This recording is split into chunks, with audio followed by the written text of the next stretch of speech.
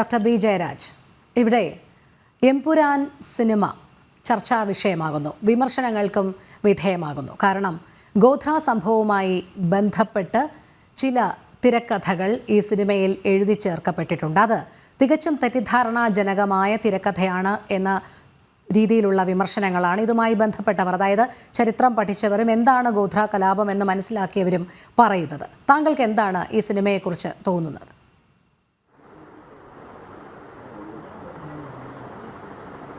ഏറ്റവും ആദ്യം എനിക്ക് പറയാനുള്ളത്, ഇതൊരു ചരിത്ര സിനിമയൊന്നുമല്ല, ഇതൊരു ഫിക്ഷണലായിട്ടുള്ളൊരു സിനിമയാണ്. ഒരു സിനിമ ഇൻഡസ്ട്രിയുടെ, അതായത് കച്ചവട സിനിമയാണ്. 100% ഒരു കച്ചവട സിനിമയാണ്. കച്ചവട സിനിമയ്ക്ക് വേണ്ടുന്ന എല്ലാവിധ ചേരുവകളും ഉൾപ്പെടുത്തിക്കൊണ്ട് അതൊരു പാൻ ഇന്ത്യൻ സിനിമയാവാനുള്ള ഒരു സ്ഥലത്തിലാണ് ഈ സിനിമ മോൾഡ് ചെയ്തിരിക്കുന്നത്. കാര്യം പല സിനിമകളും, ഇപ്പോൾ ആന്ധ്രാപ്രദേശിൽ നിന്നുള്ള രാജമൗലിയുടെ പല സിനിമകളും, ഇപ്പോൾ ഈച്ച തൊട്ട് നമ്മളിങ്ങനെ ബാഹുബലി വരെയുള്ള സിനിമകൾ കണ്ടു കഴിഞ്ഞാൽ അതിനൊരു പാൻ ഇന്ത്യൻ ഇമേജ് ഉണ്ടാവുകയും ഒരുപാട് കളക്ട് ചെയ്യുകയും ചെയ്ത സിനിമയാണ്. അപ്പോൾ അതിനെയൊക്കെ വെല്ലാൻ വളരെ കുഞ്ഞു സംസ്ഥാനമായിട്ടുള്ള കേരളത്തിൽ നിന്നൊരു പാൻ ഇന്ത്യൻ സിനിമയായിട്ടാണ് ഈ സിനിമ ലോഞ്ച് ചെയ്തത്. ഇതിനകത്ത് ചില സന്ദർഭങ്ങളിൽ ചില കഥാപാത്രങ്ങളിൽ ഷെയ്ഡ്സ് ഉണ്ടാകും, പക്ഷേ ഇതൊരു പ്രൊപ്പഗാൻഡ മൂവിയായിട്ടൊന്നും എനിക്ക് തോന്നിയിട്ടില്ല. നേരത്തെ ഇവിടെ പരാമർശിച്ച കാര്യങ്ങൾ പലതും ഞാൻ കേട്ടു. അതായത് കാശ്മീർ ഫയൽസ്, അതല്ലെങ്കിൽ കേരള സ്റ്റോറി എന്നൊക്കെ പറയുന്നത് തികച്ചും പ്രൊപ്പഗാൻഡ മൂവീസാണ്. അതുകൊണ്ടാണ് അവർ പ്രൊപ്പഗാൻഡ മൂവീസാണെന്ന് പറഞ്ഞുകൊണ്ട് തന്നെ ചെയ്യുന്നതാണ്. അതുകൊണ്ടാണ് കേരളത്തിലൊന്നും അത് അധികം ഓടാതിരുന്നതും മറ്റ് പല സ്ഥലങ്ങളിലും ബോക്സ് ഓഫീസിൽ നിന്ന് ഈവൻ ഗോധ്ര ഇൻസിഡൻസ് തന്നെ എടുക്കുകയാണെങ്കിൽ ഗോധ്ര ഫയൽസ് എന്ന് പറഞ്ഞ സിനിമ, അല്ലെങ്കിൽ സബർമതി എക്സ്പ്രസ് എന്ന് പറഞ്ഞ സിനിമ, ഇതൊക്കെ ബോക്സ് ഓഫീസിൽ വൻ പരാജയമായിരുന്നു.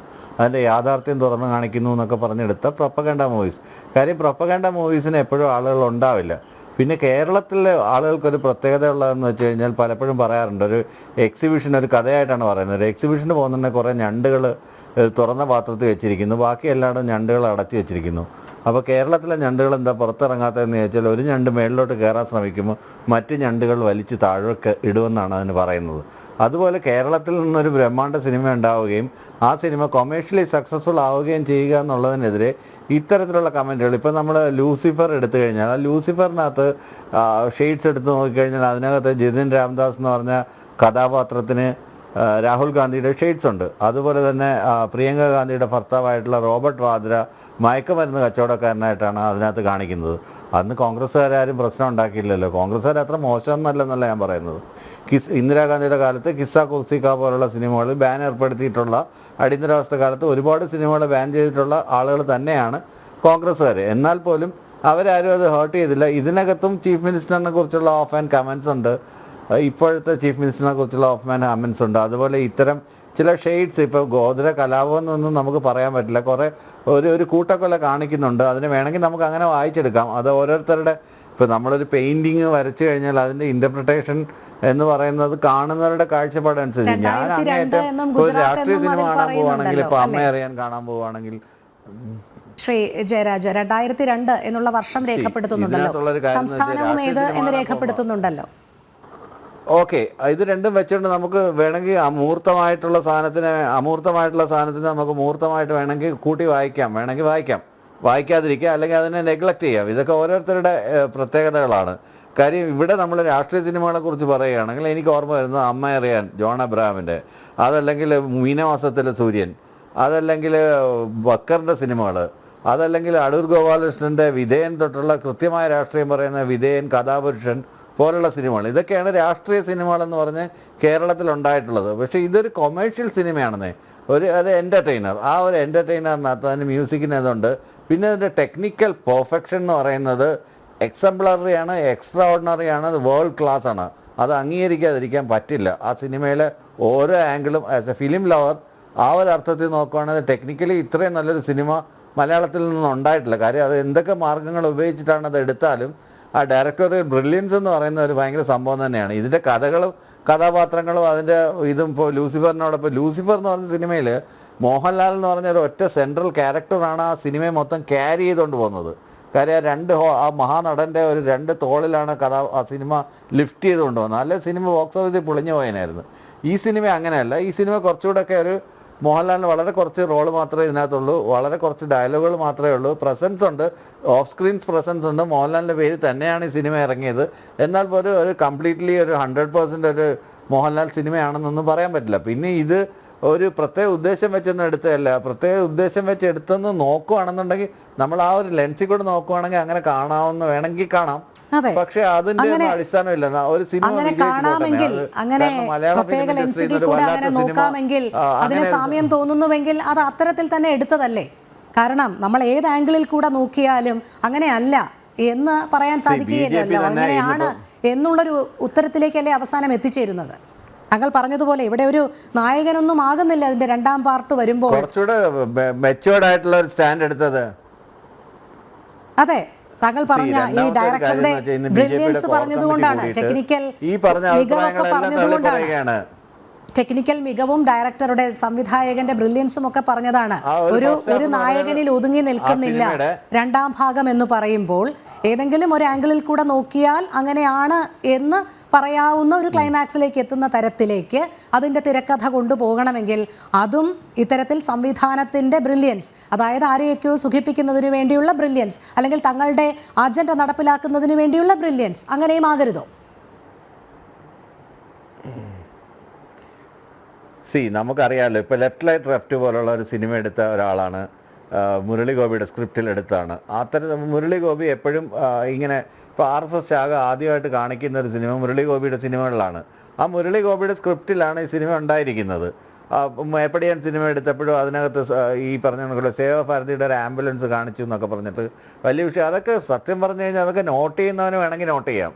അങ്ങനെ നമ്മൾ ലെൻസ് വെച്ചിട്ട് ഇങ്ങനെ നോക്കിയിട്ട് അതിനകത്ത് ഇങ്ങനെ സേവാഭാരതിയുടെ ആംബുലൻസ് കാണിക്കുന്നുണ്ടോ, ഇതിനകത്ത് RSSൻ്റെ ശാഖ കാണിക്കുന്നുണ്ടോ, ഇതൊക്കെ നാട്ടിൽ നടക്കുന്ന കാര്യങ്ങളല്ലേ. ഇതെല്ലാം കാണിച്ചെന്ന് പറഞ്ഞിട്ട് അതിനെതിരെയാണെന്നോ അതിന് അനുകൂലമാണെന്നോ എന്നൊക്കെ നമ്മൾ വായിച്ചെടുക്കണമെന്ന കാര്യമുണ്ടോ? ഇതൊരു സിനിമയായിട്ട് കാണാൻ വിടുക. അതല്ലാതെ ഇതൊരു പ്രൊപ്പഗണ്ട മൂവി അല്ല എന്നുള്ള കാര്യം 100% ഉറപ്പാണ്. കാര്യം ഒരു സിനിമ വളരെ നല്ല രീതിയിൽ ലോഞ്ച് ചെയ്തൊരു സിനിമ, വളരെ നല്ല രീതിയിൽ ടെക്നിക്കലി എടുത്തൊരു സിനിമ. ആ സിനിമ എത്ര നാളായിട്ട് ഈ ഹെഡ് ക്യാമ്പയിൻ തുടങ്ങിയിട്ട് തിയേറ്ററിൽ വന്നിരുന്ന ആളിനെ വെച്ച് കൂവിപ്പിക്കുന്ന ഒരു സംവിധാനം തുടങ്ങിയിട്ട് എത്ര നാളായി. എത്രയോ മോഹൻലാലിൻ്റെ നല്ല സിനിമകൾ തിയേറ്ററിൽ വെച്ച് ആളിനെ ഇരുത്തി കൂവിച്ച് തോപ്പിച്ച ചരിത്രം നമ്മൾ കണ്ടിട്ടുണ്ട്. എത്ര നാളുകളായി മോഹൻലാലിൻ്റെ ഈ പുലിമുരുകന് ശേഷമുള്ള സിനിമകളൊക്കെ. പഴയ സിനിമ, ഈ സിനിമയുടെ തുടക്കത്തിൽ എങ്ങനെയായിരുന്നു എന്ന് വെച്ച് കഴിഞ്ഞാൽ പഴയ ഏതോ സിനിമയുടെയൊക്കെ അഭിപ്രായം പറയുന്നത് ആളുകളിരുന്ന് ഉറങ്ങുന്ന കാണിക്കുന്നു, ആളുകൾ ഇതിനെക്കുറിച്ച് മോശം കമൻറ്റുകൾ ഇടുന്നു, അത് വർക്കൗട്ട് ആവുന്നില്ല, ആളുകൾ വീണ്ടും കാണാൻ പോകുന്നു പറഞ്ഞപ്പോഴത്തേക്ക് ഈ ഒരു ആംഗിളിൽ അതിനെ ഇഗ്നൈറ്റ് ചെയ്ത് കഴിഞ്ഞാൽ അങ്ങനെയെങ്കിലും ഈ പടം പൊളിയുന്നെങ്കിൽ അങ്ങ് പൊളിയട്ടെ. എന്നൊക്കെയുള്ള രീതിയിൽ തികച്ചും ദോഷക ദീർഘങ്ങളായിട്ടുള്ള ആളുകൾ പ്രചരിപ്പിക്കുന്ന ഈ പ്രചരണ അന്തത്തിൽ സിനിമ ആസ് എൻ ഇൻഡസ്ട്രിയാണ്. ആ ഒരു ഇൻഡസ്ട്രി വിജയിച്ചു പോകട്ടെ. ഇതൊരു പ്രൊപ്പഗണ്ട മൂവിയൊന്നുമല്ല. അങ്ങനെ എന്തെങ്കിലും ഷെയ്ഡ്സ് എന്തെങ്കിലും ഉണ്ടായിട്ടുണ്ടെങ്കിൽ അതിന് വേണ്ടപ്പെട്ട ആളുകൾ അതിനെക്കുറിച്ച് അഭിപ്രായം പറയുക, അല്ലെങ്കിൽ അവർ അപ്പോളജൈസ് ചെയ്യുകയോ എന്തെങ്കിലുമൊക്കെ ചെയ്യുമായിരിക്കും. അങ്ങനെ പോലും ഉദ്ദേശിച്ചായിരിക്കില്ല അവർ ആ സിനിമ എടുത്തത്. നമ്മൾ എഴുതാപ്പുറം എന്തിനാണ് വായിക്കുന്നത്? അവർക്കൂടെ അവസരം കൊടുക്കും. What they have to say about this movie or they take കൂടെ കേൾക്കും. അല്ലാതെ നമ്മൾ വൺ സൈഡ് മാത്രം കണ്ടിട്ട് ഒരു സിനിമയെ എറിഞ്ഞങ്ങ് നശിപ്പിച്ച് അങ്ങ് ഇല്ലാതാക്കുന്നത് അത് ആർക്കും ഗുണം ചെയ്യില്ല. ഒരു മനുഷ്യനും അത് ഗുണം ചെയ്യില്ല. പ്രത്യേകിച്ച് മലയാളികൾക്ക് ഗുണം ചെയ്യില്ല, മലയാള സിനിമയ്ക്ക് ഗുണം ചെയ്യില്ല, പൊതുവേ നമ്മുടെ ഒരു ക്രിയേറ്റീവ് ഓപ്ഷൻസിന് അത് ഗുണം ചെയ്യില്ല. അങ്ങനെയുള്ള സിനിമ നമ്മൾ എന്തെല്ലാം സിനിമകൾ കണ്ടിരിക്കുന്നു. ഇപ്പം നിർമ്മാല്യം പോലുള്ള സിനിമ പലരും ചോദിക്കാറുണ്ട്, ഇപ്പോൾ എടുക്കാൻ പറ്റുമോ? ഇപ്പോൾ എന്തുകൊണ്ടാണ് ആളുകൾ പേടിക്കുന്നത്? നിർമ്മാല്യം പോലുള്ള സിനിമയിൽ എന്താണ് വെളിച്ചപ്പാട് ചെയ്യുന്നത്? പ്രതിഷ്ഠയുടെ മുഖത്തേക്ക് നോക്കി കാർക്കിച്ച് തുപ്പി ഒഴിക്കുന്നൊരു സീൻ അതിനകത്തുണ്ട്. ഇപ്പോൾ അങ്ങനെ ഒരു സിനിമ എടുത്തു കഴിഞ്ഞുള്ള സ്ഥിതി എന്തായിരിക്കും? അപ്പോൾ അത്രയും വിശാലാടിസ്ഥാനത്തിൽ കാര്യങ്ങളെ കാണുന്ന ഒരു മലയാളി സമൂഹം എവിടെ പോയി നിൽക്കുന്നു? വളരെ സങ്കുചിതമായിട്ട് കാര്യങ്ങളെ കാണുന്നൊരു മലയാളി സമൂഹം എങ്ങോട്ടാണ് നമ്മൾ പോക്ക്? പിന്നോട്ടാണോ? പഠിച്ച് നമ്മൾ പിന്നോട്ടാണോ പോകുന്നത്? അതോ പുരോഗതിയിലോട്ടാണോ പോകുന്നത്? അതോ അധോഗതിയിലോട്ടാണോ പോകുന്നത്? സ്വയം കുഴിച്ച് അതിനകത്ത് നശിപ്പിക്കുകയാണോ? മലയാള ഫിലിം ഇൻഡസ്ട്രി ഉണ്ടായില്ലെങ്കിൽ അത് തമിഴ് ഇൻഡസ്ട്രിക്കും തെലുങ്ക് ഇൻഡസ്ട്രിക്കും അല്ലെങ്കിൽ നോർത്ത് ഇന്ത്യൻ സിനിമകളും ഇവിടെ കീഴടക്കും. ഇവിടെയുള്ള ആളുകൾക്ക് ജോലിയില്ലാതാവും, ഇവിടെയുള്ള ടെക്നീഷ്യൻസിന് ജോലിയില്ലാതാവും, സിനിമയായിട്ട് ബന്ധപ്പെട്ട് നിൽക്കുന്ന ആളുകൾക്ക് ജോലിയില്ലാതാവും. അതുകൊണ്ട് കേരളത്തിൽ നിന്ന് ഏറ്റവും നല്ല നടന്മാരും ഏറ്റവും മികച്ച നടന്മാർ, ഏത് സിനിമ നടൻ, ഏറ്റവും ചെറിയ നടന്മാർ തൊട്ട് അങ്ങേയറ്റത്ത് നടന്മാരെ എടുത്തു കഴിഞ്ഞാൽ എല്ലാവരും മികച്ച പെർഫോമൻസ് പുലർത്തുന്ന രീതിയിലാണ്. വേൾഡ് ക്ലാസ് അഭിനേതാക്കളുള്ള ഒരു സ്ഥലമാണ്. അതുപോലെ ഡയറക്ടേഴ്സ് അതുപോലുള്ള സ്ഥലമാണ്. അതുപോലെ ടെക്നീഷ്യൻസ് ഉള്ള ടെക്നിക്കൽ നോഹോ ഉള്ള സ്ഥലമാണ്. നമ്മളൊരു ഓസ്കാർ ലെവലിലൊക്കെ സിനിമയൊക്കെ എടുക്കാനായിട്ട്, ഓസ്കാർ എന്ന് പറയുന്നത് വേറൊരു രീതിയാണ്. എന്നാൽ പോലും ഒരു ഇൻ്റർനാഷണൽ ഇതിനകത്ത് ഒരു മലയാള സിനിമയാണ് ഇന്ത്യൻ സിനിമയെ ഷോക്കേസ് ചെയ്യുന്നത്. പലപ്പോഴും പല സിനിമകളും നമ്മൾ എടുത്ത് നോക്കിക്കഴിഞ്ഞാൽ അടൂർ ഗോപാലകൃഷ്ണൻ്റെയോ ഷാജിയൻ കരുണിൻ്റെ സിനിമകൾ, അല്ലെങ്കിൽ അരവിന്ദൻ്റെയോ അല്ലെങ്കിൽ ജോൺ അബ്രാമിൻ്റെ സിനിമകൾ മാത്രമല്ല, അല്ലാതെ പുതിയ ഇപ്പോൾ സനൽകുമാർ ശശിധരൻ്റെ സിനിമകൾ, അങ്ങനെ ഒരുപാട് പുതിയ സംവിധായകർ, പുതിയ ചെറുപ്പക്കാരൊക്കെ ഇൻഡസ്ട്രിയിൽ വരുന്നുണ്ട്.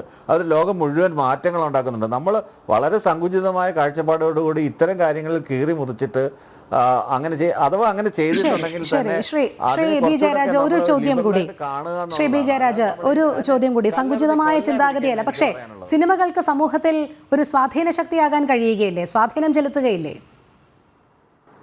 പിന്നെ തീർച്ചയായിട്ടും സിനിമകളാണ്. ഇപ്പം നമ്മളിപ്പോൾ വയലൻസിൻ്റെ സ്റ്റഡി എടുത്ത് നോക്കിക്കഴിഞ്ഞാൽ എന്തുകൊണ്ടാണ് വയലൻസ് ഉണ്ടാകുന്നതെന്ന് കണ്ടു കഴിഞ്ഞാൽ ബണ്ടൂർ ആൻഡ് വോൾട്ടേഴ്സിൻ്റെ സ്റ്റഡി ഉണ്ട്. അതിനകത്ത് കാർട്ടൂൺ കാണുന്ന കുട്ടികളിൽ ഒരു പാവയെ കുട്ടികൾ എങ്ങനെ സമീപിക്കുന്നു, അതിനെ അടിക്കുകയും വെട്ടുകയൊക്കെ ചെയ്യുന്ന ഒരു വീഡിയോ കാണിച്ചിട്ട് അതിന് മുന്നിൽ ഒരു ബോബോ ഡോളിനെ എടുത്തു വെക്കുമ്പോൾ മറ്റു കുട്ടികളുടെ മുന്നിൽ എടുത്തു വെക്കുമ്പോൾ അത് തന്നെയാണ് ഇവിടുത്തെ ആശങ്ക. കാരണം ഇപ്പോൾ താങ്കൾ പറഞ്ഞതുപോലെ സമൂഹത്തിൽ സ്വാധീനം ചെലുത്താൻ ആ സിനിമയ്ക്ക് കഴിയുമെങ്കിൽ, അത്തരം വയലൻസുകൾ കുട്ടികൾക്കുൾപ്പെടെ അത് സ്വീകരിക്കാൻ അവരുടെ മനസ്സിലേക്ക് പതിയുമെങ്കിൽ, ഇത്തരം അജണ്ടകൾ കടത്തുമ്പോൾ അതും ചിലരുടെയൊക്കെ മനസ്സിൽ പതിയണം എന്നുള്ള ഒരു ആശങ്ക നിലനിൽക്കുന്നു. അല്ലെങ്കിൽ സൗകര്യാർത്ഥം അത് കടത്തുന്നു എന്ന് തന്നെയാണ് മനസ്സിലാക്കേണ്ടി വരുന്നത്. അവിടെ അപക്വമായ ചിന്താഗതിയൊന്നുമല്ല, ആശങ്കയുള്ളത് കൊണ്ട് തന്നെയാണ് ഈ വിഷയം ചർച്ചയ്ക്ക് എടുത്തത്. ഇതിനകത്ത് ശരി.